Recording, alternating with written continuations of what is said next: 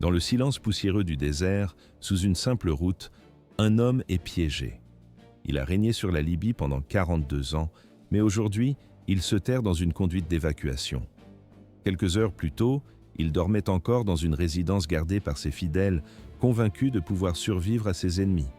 Maintenant, couvert de poussière et de sang, il supplie les combattants qu'il extirpe de sa cachette.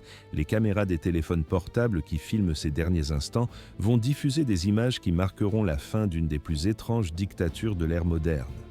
Pour comprendre comment Mouammar Kadhafi est passé du pouvoir absolu à une agonie filmée sur le bord d'une route, il faut remonter 24 heures en arrière. Le 19 octobre 2011, l'aube se lève sur Sirte et révèle une ville transformée en zone de guerre.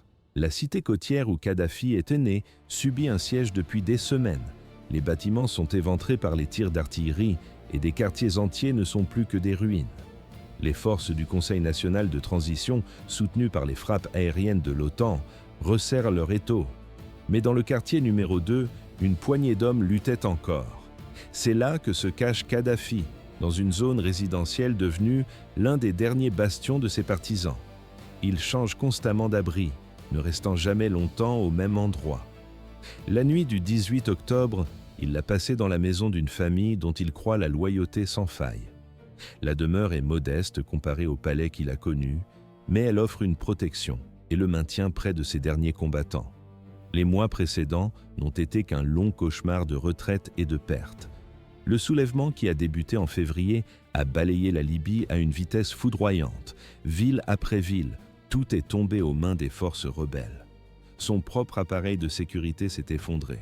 Des officiers qu'il pensait loyaux depuis des décennies ont fait défection ou se sont simplement évaporés. Sa famille a fui ou a été tuée. La communauté internationale l'a complètement abandonné. Dans le ciel, les avions de l'OTAN sont maîtres et frappent à les troupes dès qu'elles se regroupent. Pourtant, alors que son monde se réduit à quelques rues, Kadhafi s'accroche à sa défiance. Il enregistre des messages audio diffusant des appels à la résistance via des canaux sympathisants. Il martèle que le peuple libyen l'aime toujours, que les rebelles ne sont que des agents de l'étranger et des traîtres. Il jure qu'il préfère mourir plutôt que de quitter la Libye. Personne ne sait s'il y croit vraiment ou s'il joue un dernier rôle pour l'histoire. Mais la façade de confiance tient bon, même si la réalité se resserre autour de lui. Ce matin du 19 octobre, son équipe de sécurité l'informe que la situation se dégrade rapidement. Les forces du CNT préparent une offensive majeure et les avions de reconnaissance de l'OTAN multiplient les survols du quartier. La résidence n'est plus sûre, il faut partir, et vite. Kadhafi accepte de se préparer, mais sans l'urgence que la situation exige. Il a survécu à tant de crises au cours de son long règne. Il ne peut pas imaginer que celle-ci sera la dernière. Après tant d'années à déjouer les complots et à survivre aux trahisons, il croyait peut-être encore à sa propre légende. Dans les ruines de Sirte, un dernier pari allait être tenté. Une colonne d'une quarantaine, peut-être 50 véhicules, se prépare à forcer le blocus. C'est une manœuvre désespérée, un groupe si large pour espérer que quelques-uns parviennent à passer. Des pick-up surmontés d'armes lourdes, des SUV transportant des combattants et des commandants, et, au milieu, quelques voitures de luxe pour Kadhafi et ses derniers fidèles. L'évacuation est coordonnée par Mansour Dao, son chef de la sécurité. Sa présence, après des décennies de service, rappelle à quel point le cercle du pouvoir s'est vidé. Le temps des purges et des défections avait fait son œuvre. À leur côté se trouve également Mutassim Kadhafi, le fils du dictateur qui fut son conseiller à la sécurité nationale. Quelques anciens officiels et chefs militaires sans autre refuge complètent ce groupe d'hommes acculés. Le plan est simple, presque suicidaire, foncer vers le sud, loin de la côte, en direction de la ville de Jarif. Là-bas, ils espèrent rejoindre d'autres loyalistes et continuer la lutte depuis le désert, où le contrôle du régime a toujours été plus fort. C'était un espoir fragile, mais c'était le seul qui leur restait. Vers 8 heures du matin, le 20 octobre, le convoi se met en branle. Kadhafi porte une tenue militaire sobre, bien loin des uniformes d'apparat de sa splendeur passée. À sa ceinture, un pistolet en or. Un symbole presque absurde au milieu du chaos, mais un vestige de l'image qu'il se faisait encore de lui-même. Un leader révolutionnaire. Les véhicules sont chargés d'hommes armés, de munitions, de vivres, et des quelques biens que chacun a jugé bon de sauver. Le convoi quitte le district 2 vers 8h30 et s'engage dans les rues dévastées de Sirte. Une longue colonne de véhicules avance au milieu des ruines. Les chauffeurs maintiennent une distance de sécurité pour ne pas offrir une cible trop facile, tout en restant assez proches pour se défendre mutuellement. Leur itinéraire évite les principales concentrations de forces ennemies. Pendant un temps, la progression se déroule mieux que prévu. Ils traversent des zones si détruites qu'elles ne sont plus contrôlées par personne. Ils atteignent finalement l'autoroute 1, l'axe côtier principal. C'est l'étape la plus périlleuse du trajet. La route offre la vitesse, mais elle les expose complètement. Visible depuis le ciel et vulnérable à toute attaque au sol. Rester dans les rues encombrées de débris serait bien trop lent. La vitesse était désormais leur seul allié. Le convoi s'engage sur l'asphalte et accélère. Les véhicules s'espacent légèrement, tentant de ressembler à un trafic civil ordinaire. Une illusion fragile, trahie par les armes lourdes montées sur les pick-up. Pourtant, les premiers kilomètres se déroulent sans le moindre incident. Un silence étrange s'installe dans les voitures. Peut-être allait-il vraiment réussir. Peut-être que l'OTAN ne surveillait pas ce tronçon de route ce matin-là. Après des mois de désastre, la chance semblait enfin leur sourire. Mais dans le ciel, invisible, le danger veillait. Au lever du jour, un convoi militaire quitte Sirte, fendant le silence du désert libyen. Pour les hommes de Kadhafi, c'est un dernier espoir après des mois de désastre. Mais dans le ciel, une menace invisible les observe déjà. L'OTAN est en alerte. Vers 8h du matin, un avion de reconnaissance français repère les véhicules. Les détails sur l'identification initiale varient selon les rapports, mais l'essentiel est là, le convoi est suivi. Ses coordonnées sont transmises au centre de commandement. La décision est prise d'engager. Dans le cadre de sa mission, l'OTAN soutient les forces rebelles par des frappes aériennes. Ce convoi, lourdement armé et progressant en zone loyaliste, constitue une cible légitime. Des drones américains. Predator, équipés de missiles Hellfire, se mettent en position. Au même moment, des chasseurs français armés d'armes de précision décollent. Le convoi n'est plus qu'à 4 km à l'ouest de Sirte lorsque l'attaque commence. Il est environ 8h30. Le premier missile frappe un véhicule en tête de colonne. L'explosion est d'une violence inouïe, projetant le blindé en l'air et semant des débris sur l'asphalte. En un instant, c'est le chaos.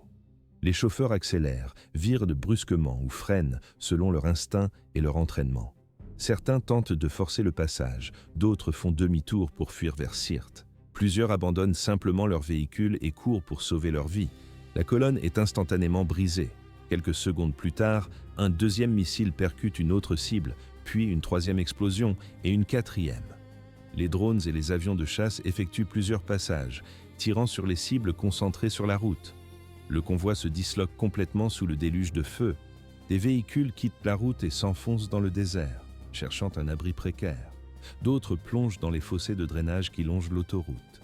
Plusieurs blindés sont pulvérisés, tuant leurs occupants sur le coup. Dans certains camions, les munitions explosent au contact des flammes, créant des détonations secondaires qui ajoutent à la destruction. Le Toyota Land Cruiser de Kadhafi est touché, mais pas anéanti. Le chauffeur parvient à manœuvrer le véhicule endommagé hors de la route principale. Selon les survivants, Kadhafi est sonné par le souffle de l'explosion, mais pas gravement blessé. Pour l'instant, il est encore en vie. Le véhicule s'immobilise dans un lit de rivière asséchée, à environ 200 mètres de l'autoroute. D'autres rescapés du convoi s'y rassemblent, se mettant à couvert dans cette dépression naturelle. Ils sont pris au piège. D'un côté, les frappes aériennes qui se poursuivent, de l'autre, les forces rebelles du CNT qui ne manqueront pas d'être attirées par la fumée et les explosions. Les frappes durent près d'1 heure, une éternité pour ceux qui sont terrés dans le Oued. Au-dessus d'eux, les avions de l'OTAN tournent en cercle, tirant occasionnellement sur des véhicules en fuite ou des groupes d'hommes armés repérés à découvert. Le son est assourdissant, le rugissement des réacteurs, le sifflement des missiles, les explosions en chaîne et le crépitement des munitions qui continuent de brûler. Environ 75 personnes ont survécu aux frappes initiales. Parmi eux, Mutassim Kadhafi, Mansour Dao, plusieurs gardes du corps et des combattants loyaux au régime. Certains sont blessés. Ils ont des armes légères, mais rien pour contrer une attaque aérienne. Aucune voie de sortie réaliste ne s'offre à eux. Kadhafi et son cercle rapproché tiennent un conseil rapide. La situation est désespérée, mais un mince espoir subsiste. S'ils parviennent à rester cachés jusqu'à la tombée de la nuit, ils pourront peut-être se déplacer à la faveur de l'obscurité. Les forces du CNT arriveront bientôt, mais les survivants sont armés et pourraient en se frayer un chemin. La clé est de rester invisible et d'éviter la capture. Le groupe se sépare pour réduire les risques. Certains hommes restent dans le lit de la rivière, d'autres se cachent dans des bâtiments abandonnés à proximité.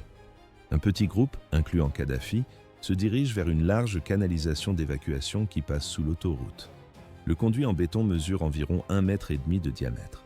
C'est un espace sombre et confiné, mais il offre une protection contre les frappes et reste difficile à repérer. Kadhafi rampe à l'intérieur, suivi par plusieurs gardes du corps. Le pistolet en or qu'il porte est un fardeau encombrant dans cet espace étroit. Il s'enfonce suffisamment loin pour être hors de vue, puis s'installe pour attendre. Dehors, le bruit des frappes aériennes s'estompe, visant désormais d'autres survivants plus loin. Le danger immédiat semble passer, remplacé par une tension insoutenable, l'attente. Au loin, une colonne de fumée noire s'élève au-dessus de l'autoroute. À Sirte, les combattants du CNT entendent le fracas des explosions et comprennent aussitôt que quelque chose de majeur vient de se passer. Les unités qui se préparaient à une nouvelle journée de combat de rue détournent leurs véhicules et foncent vers la route. Sur les radios, l'information crépite. Un grand convoi a été touché, des survivants sont dispersés. Quelque chose de décisif venait de se produire. Ces hommes ne forment pas une armée unifiée. C'est une mosaïque de milices, de déserteurs de l'armée régulière et de volontaires qui ont pris les armes. Parmi eux, les combattants de Misrata sont particulièrement déterminés. Leur ville a subi un siège brutal des forces de Kadhafi quelques mois plus tôt. Pour eux, cette chasse n'est pas seulement politique, c'est une vengeance. Les unités du CNT se déploient et commencent à ratisser la zone méthodiquement. Près des carcasses de véhicules encore fumantes, ils découvrent les premiers corps. De brefs échanges de tirs éclatent avec des survivants débusqués dans des bâtiments où le lit d'une rivière a séché. Certains loyalistes se rendent immédiatement, les mains en l'air. D'autres se battent jusqu'à la dernière balle. Pendant des heures, la traque se poursuit. Vers 12h30, environ 4 heures après les frappes, un groupe de combattants de Misrata s'approche de 2 grosses canalisations en béton qui passent sous la route. Les récits divergent sur ce qui les a menés là. Des traces fraîches dans la poussière, une information obtenue d'un prisonnier ou simplement une fouille systématique. Quoi qu'il en soit, ils approchent avec prudence. L'endroit est une cachette idéale, mais aussi un piège mortel. Ils crient, ordonnant à quiconque se trouve à l'intérieur de sortir. Aucune réponse. Ils tirent quelques coups de semonce dans l'obscurité du tunnel. Toujours rien. Un combattant dégoupille alors une grenade et la fait rouler à l'intérieur. L'explosion résonne, assourdissante dans l'espace confiné. Presque aussitôt, des voix s'élèvent de la pénombre. Des hommes étaient là, et ils étaient prêts à sortir. Les combattants gardent leurs armes pointées, tandis que des silhouettes émergent, une à une. Recouverts de poussière, certains blessés, ils sortent les mains bien visibles et sont fouillés sans ménagement. Puis, un homme apparaît. Malgré le sang et la saleté, son visage est immédiatement reconnaissable. Ses cheveux teints en noir sont en désordre, ses vêtements de luxe déchirés. L'image du leader tout-puissant a volé en éclats. Ce n'est plus qu'un vieil homme traqué. La réaction est électrique, des cris fusent, des insultes, des dizaines de téléphones portables se lèvent pour filmer la scène. Mouammar Kadhafi est tiré brutalement hors de sa cachette, des mains l'agrippent, des canons sont pointés sur lui. Il semble hébété, peut-être commotionné par l'explosion, en état de choc. Sur les vidéos, on le voit marmonner, demandant ce qu'il a fait pour mériter ça, incapable de comprendre que 42 ans de règne l'ont mené à cet instant précis. La foule de combattants grossit autour de lui, le bousculant, le frappant. L'euphorie se mêle à la haine. Certains veulent le capturer vivant pour un procès, d'autres exigent une justice immédiate. Non loin de là, son fils Mutassim et son chef de la sécurité sont également extraits de leur cachette. Attirés par la nouvelle qui se répand comme une traînée de poudre, d'autres unités convergent vers le site. La scène de la capture se transforme en un tourbillon chaotique d'hommes en armes. L'histoire venait de basculer sous leurs yeux. Dans le chaos assourdissant de la capture, une foule enfiévrée se presse. Chaque combattant veut être le témoin de ce moment historique, le voir de ses propres yeux. Ce qui se déroule durant la prochaine heure reste aujourd'hui un enchevêtrement de controverses, d'enquêtes et de récits contradictoires. Des dizaines de vidéos, filmées au téléphone par les miliciens, documentent la scène sous tous les angles. Ces images fragmentées seront plus tard analysées par des organisations de défense des droits humains qui tenteront de reconstituer une chronologie. Des enquêtes officielles recueilleront des témoignages, mais beaucoup se contrediront. La vérité, elle, reste ensevelie quelque part dans la confusion de ces instants. Les images tremblantes montrent Kadhafi hissé sur le capot d'un pick-up, entouré par une marée de combattants. Il semble blessé, désorienté. Du sang macule son visage et ses vêtements. Ces blessures proviennent-elles de l'explosion dans la canalisation, de la brutalité de ses ravisseurs ou de coups délibérés? Les vidéos seules ne permettent que pas de le dire. Autour de lui, la foule hurle. Certains filment, d'autres observent, ivres de victoire. En théorie, la procédure aurait dû être simple, le placer en détention, le transférer vers un lieu sûr et l'organiser pour un procès. Le Conseil national de transition s'y était publiquement engagé, mais sur cette route poussiéreuse, la réalité est tout autre. Des dizaines de combattants armés, dont beaucoup ont perdu des proches aux mains des forces de Kadhafi, laissent éclater leur rage. Sans structure de commandement claire, la situation est une poudrière. Une décision est prise, ou peut-être s'impose-t-elle d'elle-même, il faut déplacer les prisonniers. Kadhafi, son fils Muatassim et leur aide-de-camp Mansour Dao sont poussés dans des véhicules. Le convoi s'ébranle en direction de Misrata où les dirigeants du CNT doivent prendre le relais. Mais le voyage sera de courte durée. Soudain, des coups de feu éclatent. Les circonstances restent floues. Certains récits parlent d'un tir croisé avec les derniers loyalistes. D'autres suggèrent une exécution sommaire par les combattants eux-mêmes. Les véhicules s'arrêtent brutalement. La confusion est totale. Quand le silence retombe, Muammar Kadhafi est mort, tué par balle. Son fils Muatassim est également mort ou succombera peu après. Seul Mansour Dao survit et sera fait prisonnier. Le moment exact de la mort de Kadhafi n'a pas été clairement filmé, bien que des images existent juste avant et juste après. La version officielle du CNT soutiendra qu'il a été tué dans un échange de tirs. Pourtant, une autopsie, exigée par les observateurs internationaux, conclura à une blessure par balle à la tête tirée à bout portant. Une trajectoire qui suggère une exécution, même si le rapport final restera ambigu sur ce point. Le corps de Muammar Kadhafi devenait une dernière énigme. Dans les rues poussiéreuses de Misrata, un convoi macabre avance. Il ne transporte pas un prisonnier, mais un trophée de guerre. Le corps de Muammar Kadhafi, ainsi que celui de son fils Mutassim, sont amenés au cœur de la ville martyre. Mais ils ne recevront ni la dignité due aux morts, ni même le respect accordé à un ennemi vaincu. Les dépouilles sont exposées publiquement, dans la chambre froide d'un centre commercial. Pendant plusieurs jours, des foules interminables défilent pour voir de leurs propres yeux la fin du dictateur. Ce spectacle dérange la communauté internationale. L'ONU, les organisations des droits de l'homme et plusieurs gouvernements expriment leur malaise. Les conventions de Genève et les principes de dignité humaine condamnent un tel traitement. Pour beaucoup de Libyens pourtant, surtout à Misrata, cette exposition a un sens, c'est une preuve, une manière de tourner la page. C'est la certitude que l'homme qui a dominé leur vie pendant 42 ans a vraiment disparu. Le Conseil national de transition, lui, est face à une situation délicate. Ses dirigeants avaient promis de capturer Kadhafi pour le juger. Ils s'étaient engagés à respecter le droit international. Au lieu de cela, le dictateur a été tué dans des circonstances qui ressemblent plus à une exécution qu'à une mort au combat. La version officielle, celle d'un échange de tirs, ne convainc personne. Mais dans le chaos ambiant, avec tant de miliciens différents sur place, désigner un responsable est presque impossible. Lors d'une conférence de presse, le Premier ministre par intérim, Mahmoud Jibril, annonce la mort de Kadhafi. Il déclare que la Libye est enfin libre.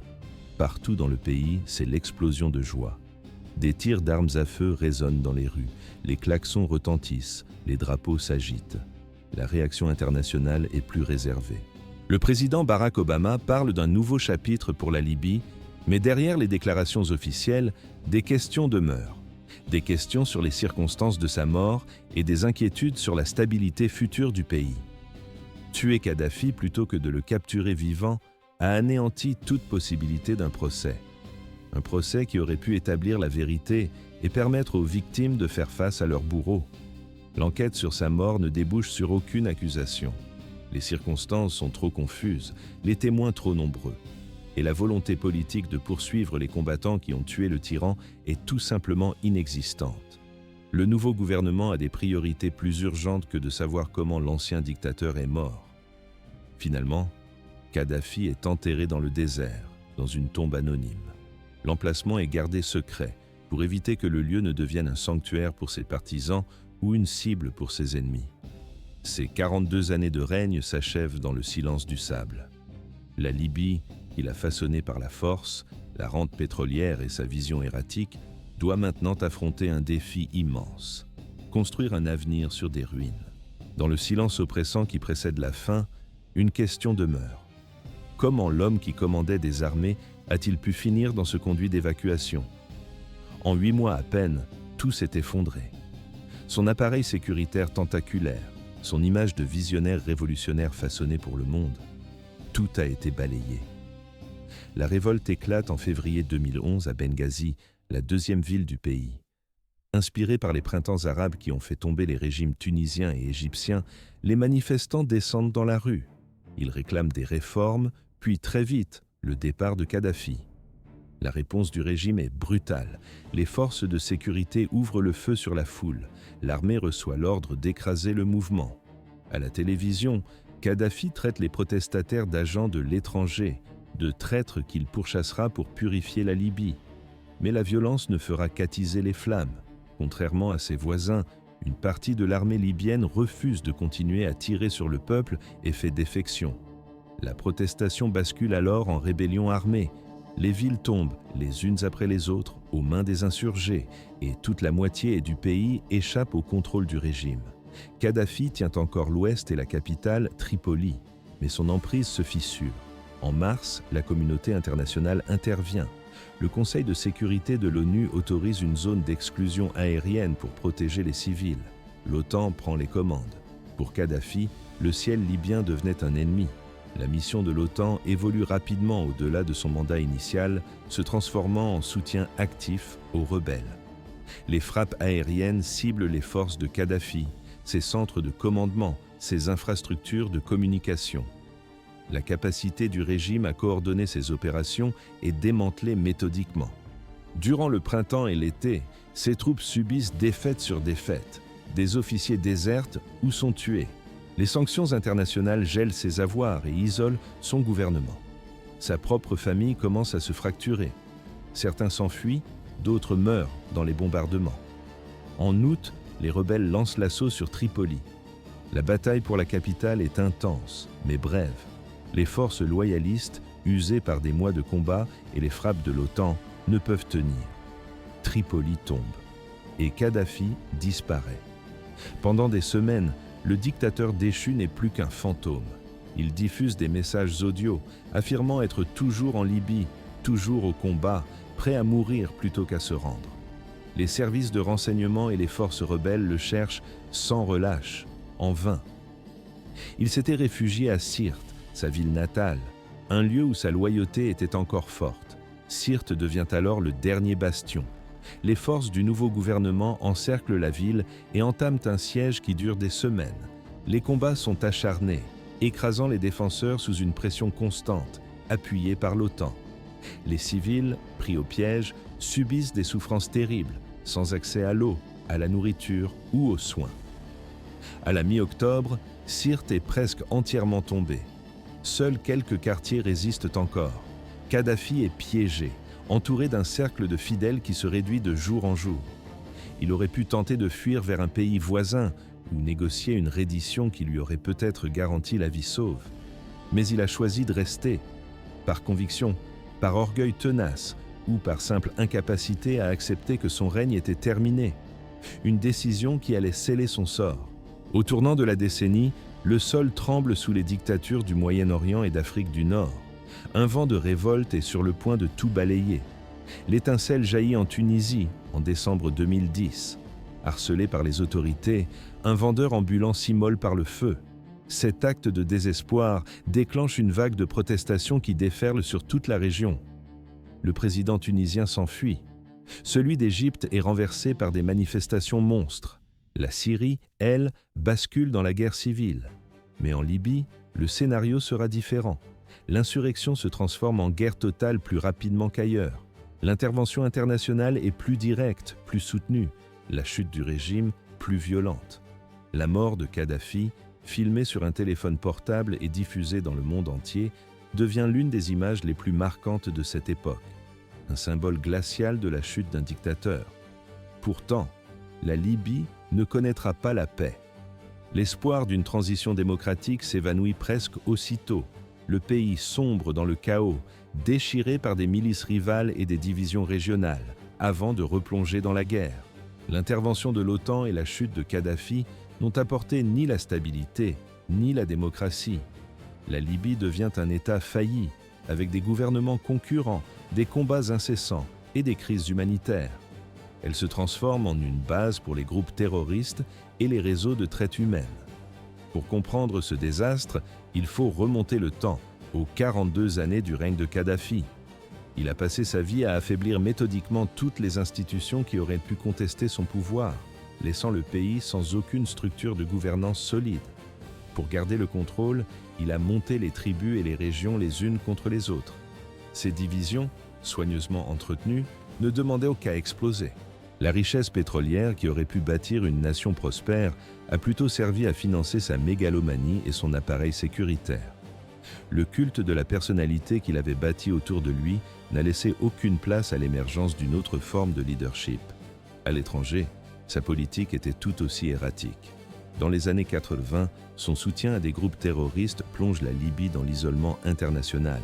Il poursuit des programmes d'armes de destruction massive avant de les abandonner en 2003 pour normaliser ses relations avec l'Occident. Il se rêve en leader panafricain, proposant la création des États-Unis d'Afrique avec lui-même à leur tête. Il rédige son livre vert, un manifeste politique confus qui, au lieu d'offrir une troisième voie entre capitalisme et communisme, ne fait que refléter ses propres obsessions. Sous le soleil de Libye, la vie suivait un double rythme, dicté par un seul homme. Le traitement que Kadhafi réservait à son peuple oscillait entre un paternalisme protecteur et une brutalité sans nom. D'un côté, la manne pétrolière finançait des subventions qui assuraient un niveau de vie relativement élevé. De l'autre, la liberté politique était une illusion. Les services de sécurité, notamment les redoutables comités révolutionnaires, surveillaient tout le monde. La moindre dissidence était écrasée dans l'œuf. Des exécutions publiques étaient diffusées pour glacer le sang de toute opposition potentielle. Des milliers de prisonniers politiques remplissaient les geôles, tandis que des populations entières étaient déplacées ou persécutées au gré des humeurs du régime. Ce pouvoir absolu semblait éternel. Puis vient cette image, capturée par des dizaines de téléphones. Kadhafi, extrait d'une canalisation, le visage ensanglanté, le regard perdu. Pendant 42 ans, il avait paru intouchable, survivant aux complots et aux tentatives d'assassinat. Il avait vu tomber d'autres dictateurs, adaptant son image et sa politique pour ne jamais connaître leur sort. Pourtant, en quelques mois à peine, son pouvoir s'est évaporé. La rapidité de sa chute fut stupéfiante. En février 2011, il tenait encore la Libye d'une main de fer. En octobre, il gisait sur le bord d'une route tué par son propre peuple. Les mécanismes de contrôle qu'il avait mis des décennies à perfectionner se sont révélés d'une fragilité insoupçonnée. Les unités militaires qu'il avait choyées n'ont pas pu ou n'ont pas voulu le sauver. Les services de sécurité ont perdu toute efficacité dès que la population a cessé d'avoir peur. Son image de guide infaillible s'est dissoute dans la peur. Contrairement aux dictateurs des époques précédentes, ces derniers instants ont été documentés et diffusés en quelques heures. Les vidéos ne montraient-ils plus la figure surhumaine de la propagande, mais un vieil homme, effrayé et vaincu. Cette transparence crue, cette incapacité à maîtriser le récit de sa propre fin, marquait une nouvelle ère. Il ne contrôlait plus son propre récit, même dans la mort. Sa mort sur le bord d'une route soulève des questions qui persistent. Un procès aurait-il été préférable pour la Libye ? Qu'aurait-il pu révéler sur ses soutiens, à l'intérieur comme à l'extérieur du pays? Faire face à ses accusateurs aurait-il offert une justice plus complète que cette exécution sommaire? Cette occasion d'établir une vérité judiciaire et un récit historique a été perdue, balayée par la fureur du moment. Le rôle de la communauté internationale est tout aussi complexe. L'intervention de l'OTAN a sans doute empêché Kadhafi d'écraser la rébellion dans un bain de sang. Mais elle a aussi transformé une révolte en guerre totale, contribuant à l'instabilité qui allait suivre. La mission de protection des civils a glissé vers un objectif de changement de régime, une décision dont les conséquences se font encore sentir aujourd'hui. Dans la lumière grise du 19 octobre 2011, le dernier acte se prépare. Pour le monde extérieur, la trajectoire de Mouammar Kadhafi semble inévitable. Un dictateur piégé, une tentative de fuite désespérée, un convoi anéanti par des frappes aériennes et une capture par les forces rebelles. Une fin annoncée. Pourtant, pour l'homme au centre de la tourmente, chaque instant est chargé d'incertitude. En se réveillant ce matin-là, dans ce complexe assiégé de Sirte, croyait-il encore à une issue? Envisageait-il de négocier? Ou sentait-il déjà le souffle froid de la mort? Ces derniers enregistrements le montrent défiant, mais la propagande ne révèle jamais les pensées intimes. La décision de fuir en convoi était un pari calculé, un pari qui allait s'avérer catastrophique. S'ils avaient attendu la nuit, peut-être auraient-ils réussi. Si les avions de l'OTAN avaient été engagés ailleurs ce matin-là, le convoi serait peut-être passé. Mais l'histoire ne se réécrit pas. Après l'attaque, les heures passées dans ce conduit d'évacuation ont dû être une agonie. L'obscurité, l'inconfort, l'impossibilité de voir ce qui se passait dehors. Seuls les bruits des combats et des recherches lui parvenaient, lui rappelant que sa découverte signifiait la capture ou la mort. Pour un homme qui avait vécu dans des palais et commandé des armées, se cacher dans un tuyau en béton était le symbole d'une chute absolue. La fin, quand elle arrive, est brutale et chaotique. Quels que soient des crimes, la manière dont il a été tué pose une question troublante, loin de toute procédure légale. Le fait que sa mort ait été filmée et diffusée l'a transformé en un spectacle macabre, bien loin de l'idée de justice. Ces dernières 24 heures ne sont pas un accident de l'histoire. Elles sont l'aboutissement de 40 ans de règne. Sa répression, son incapacité à bâtir des institutions légitimes, sa politique étrangère imprévisible et son isolement progressif de la réalité. Tout cela a contribué à sa chute. Le jour où son peuple s'est soulevé, il n'avait plus les outils pour survivre. Son pouvoir reposait sur la force et la peur. Quand la peur a cessé de fonctionner, il ne restait plus rien. Aujourd'hui, la Libye peine à se défaire de cet héritage. Le pays reste divisé, instable, meurtri. La promesse de la révolution de 2011 ne s'est pas concrétisée. L'absence d'un procès, qui aurait pu établir les responsabilités, n'a certainement pas aidé la nation à construire un avenir fondé sur la justice. Sans reddition de comptes, la Libye a hérité du chaos. Les images du 20 octobre 2011 restent puissantes et dérangeantes. Elles montrent la fin d'une dictature, mais aussi le vide qui s'installe lorsque l'ordre s'effondre. Elles révèlent à la fois le désir de liberté qui a animé le soulèvement et la violence qui a marqué sa conclusion. La fin de Kadhafi fut une tragédie, non pas parce qu'il était une victime innocente, mais à cause de tout ce qui a été perdu. La Libye aurait pu connaître une transition pacifique. La justice aurait pu suivre son cours. Au lieu de cela, le pays a eu le chaos. Et lui, un fossé en béton et une mort filmée sur des téléphones portables.